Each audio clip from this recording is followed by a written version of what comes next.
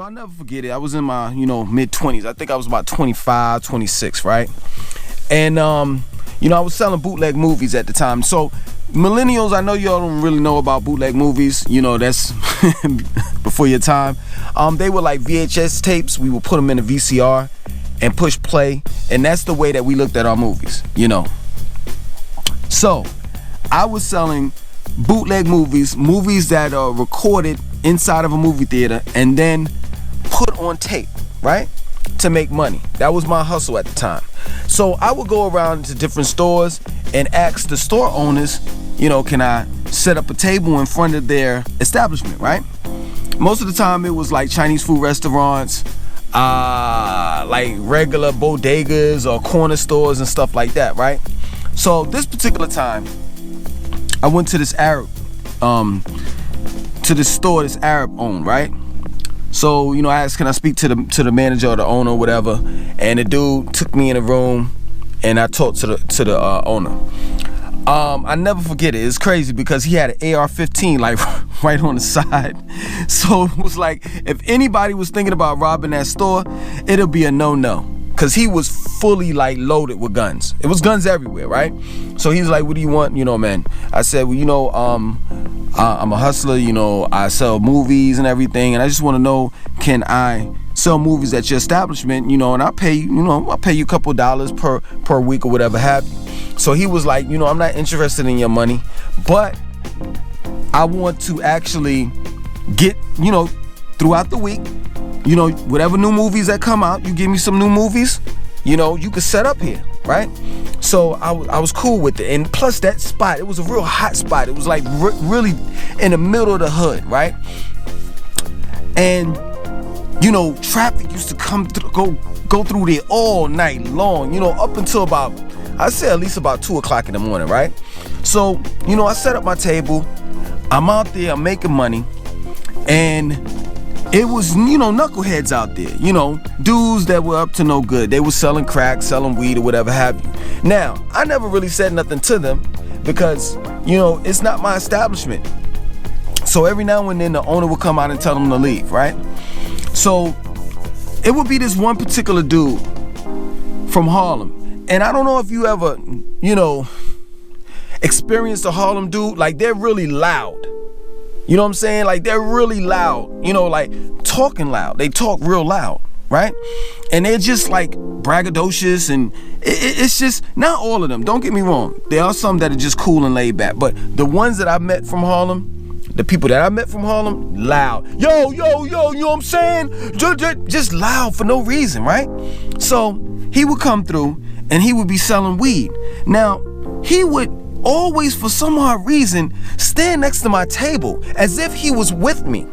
Because, of course, the cops was coming through, driving through, not stopping, but they would drive through. Every now and then, they would drive behind the store and, just to see what was going on, because a lot of drug transactions were going on behind the store, right? So every time the cops would come or whatever have you, he would stand by my table as if he was with me. Now I'm telling him, yo man, you can't be around here with the weed and I'm selling movies. It ain't gonna mix, you know what I'm saying? And I don't want to be involved with you, right? Never listen to me. Never listen to me. Always talk about, yo, they ain't gonna do nothing to me. You know what I'm saying? I'm out here trying to make money just like you. So now he's being disrespectful. He's going out, he's first of all, you're selling weed. You're selling drugs. And you act as though that we are not in the South and that cops are play. Like they're just, they're nothing.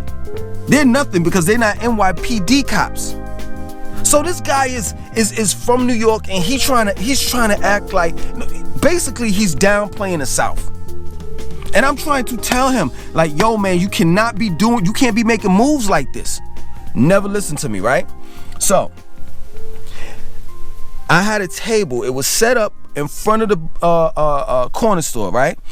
There was an ice box, where you get ice, right? That was right by there, right? So he would always jump on that and sit on it. And it's like, yo, this is not your home, man. You know what I'm saying? Like, he just used to piss me off, right? So one night we was out there, and it was 3 of us. It was me, another dude, and the dude that got on my nerves that was selling weed, that was loud, that was from Harlem, right? He saw the cops come, right? So instantly when he saw the cops, like the cops drove by, and then they slowed down, and then they drove by again. So immediately he runs to this trash can that's like right beside the store, right? It's not even that far. He throws his weed in the dumpster. Then he runs back up to where my table is at and jumps on the ice box. You know, where they keep the ice. So it's me, him, and another dude. Now taking heed, before I go any further, we all know, including me, myself, we all know that we're selling illegal products. Bootleg movies are illegal. They're illegal. You do not supposed to sell anything bootleg. Any bootleg version of anything, right? I know that. Now taking heed, I've never gotten into any big trouble, you know, specifically dealing with the law. You know, I've never, like, cops have always saw, you know, the worst thing that happened to me is when I was in Richmond, Virginia bus terminal, and they took all my movies from me, and that's it. They never locked me up, and never was charged or anything, right? So it's not, even though it's illegal, it's not as bad as having marijuana or crack on you, right? So we're all standing there, right? And the dude that I don't like, that's from Harlem, that's selling weed, that threw his weed in the trash can right beside the store, he's sitting on top of the ice box, right?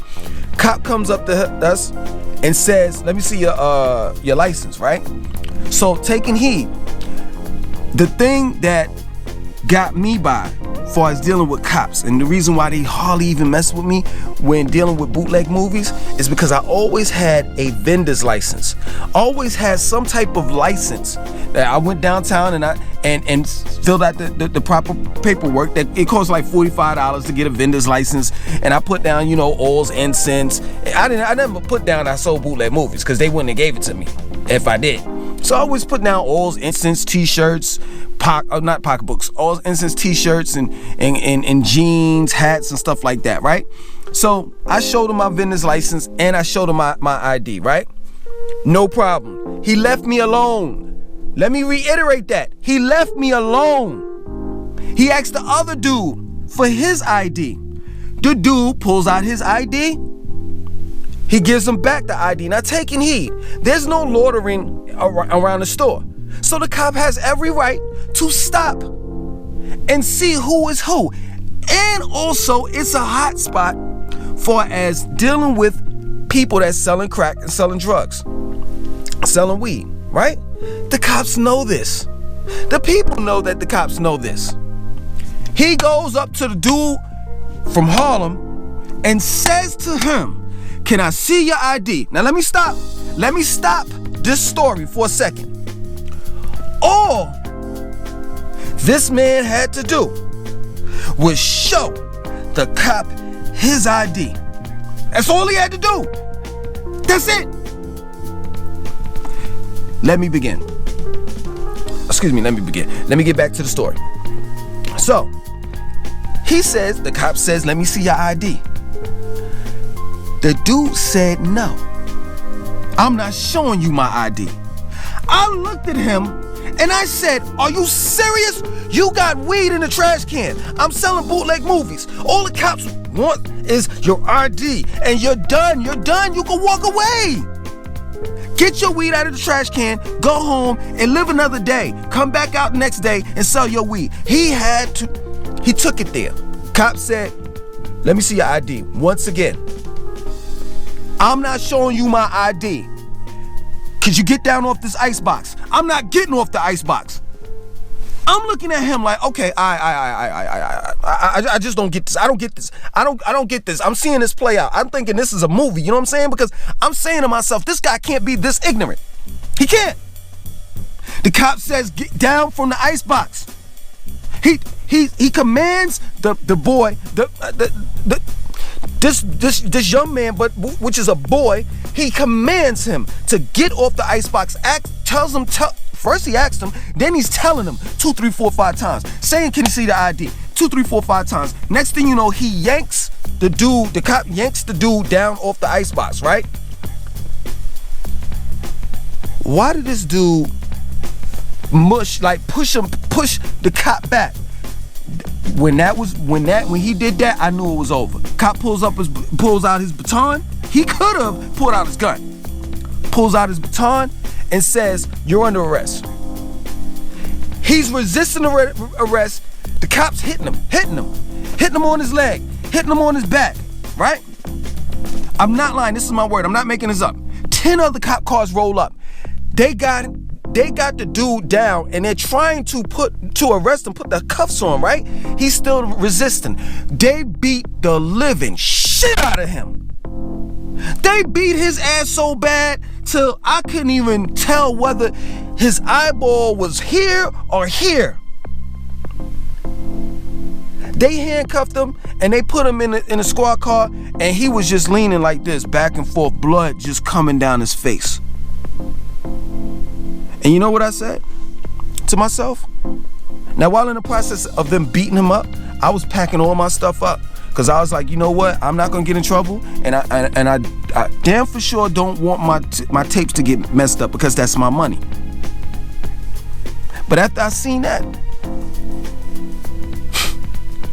I seen them beat that man. You know what I said to myself? And I'm gonna end this story with what I'm about to say. I'm glad they beat his ass.